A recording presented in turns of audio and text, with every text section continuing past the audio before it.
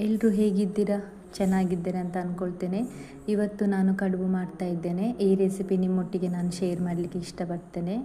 ಬನ್ನಿ ನೋಡಿಕೊಳ್ಳುವ ಹೇಗೆ ಮಾಡೋದಂತ.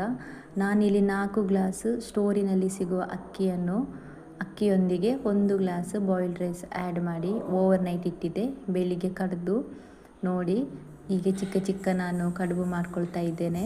ಹೀಗೆ ಚಿಕ್ಕ ಚಿಕ್ಕ ಮಾಡೋದರಿಂದ ನೋಡಲಿಕ್ಕೆ ಸಹ ಚೆನ್ನಾಗಿರ್ತದೆ ಮತ್ತು ತಿನ್ನಲಿಕ್ಕೆ ಸಹ ತುಂಬ ಟೇಸ್ಟ್ ಇರ್ತದೆ, ಬೇಗ ಬೇಯ್ತದೆ. ನಾನು ಗ್ಯಾಸಲ್ಲಿ ಇಡುವ ಕಾರಣ ನಾನು ಹೀಗೆ ಮಾಡ್ಕೊಳ್ಳೋದು. ಮಕ್ಕಳಿಗೆ ಸಹ ತುಂಬ ಖುಷಿಯಲ್ಲಿ ತಿಂತಾರೆ. ಮತ್ತು ಇದರಿಂದ ರೊಟ್ಟಿ ಮಾಡೋದು ಹೇಗೆ ಅಂತ ನೋಡಿ. ಇಷ್ಟು ದೊಡ್ಡ ಉಂಡೆ ಮಾಡ್ಕೊಳ್ಬೇಕು. ಇದು ಚಪಾತಿ ಮೇಕರ್, ಇದರಲ್ಲಿ ನಾನು ರೊಟ್ಟಿ ಮಾಡ್ತೇನೆ. ಸ್ವಲ್ಪ ಎಣ್ಣೆ ಸವರಿ ಒಂದು ಉಂಡೆ ಇಟ್ಟು ಪ್ರೆಸ್ ಮಾಡಬೇಕು. ನೋಡಿ ಹೀಗೆ ಮಾಡಿ ನೋಡಿ ಫ್ರೆಂಡ್ಸ್, ಎಷ್ಟು ಚೆನ್ನಾಗಿ ಬರ್ತದಂತ. ನಾನು ಫ್ರೈ ಮಾಡ್ಕೊಳ್ತಾ ಇದ್ದೇನೆ. ಒಂದು ಕಡೆಯಲ್ಲಿ ಕಡುಬು ಇಟ್ಟಿದ್ದೇನೆ, ಇನ್ನೊಂದು ಕಡೆಯಲ್ಲಿ ನಾನು ರೊಟ್ಟಿ ಮಾಡ್ತಾ ಇದ್ದೇನೆ. ನನ್ನ ಮಕ್ಕಳಿಗೆ ಕಡುಬು ಇದ್ದಾಗ ಅವರಿಗೆ ರೊಟ್ಟಿ ಸಹ ಬೇಕು, ಹಾಗೆ ನಾನು 2 ಸಹ ಮಾಡ್ಕೊಳ್ತಾ ಇದ್ದೇನೆ.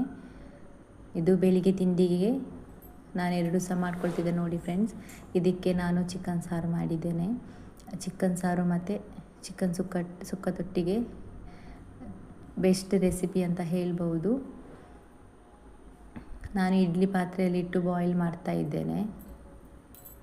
ನೋಡಿ ಎಷ್ಟು ಚೆನ್ನಾಗಿ ಕಾಣ್ತದೆ. ನೀವು ಸಹ ಟ್ರೈ ಮಾಡಿ ಫ್ರೆಂಡ್ಸ್. Thank you.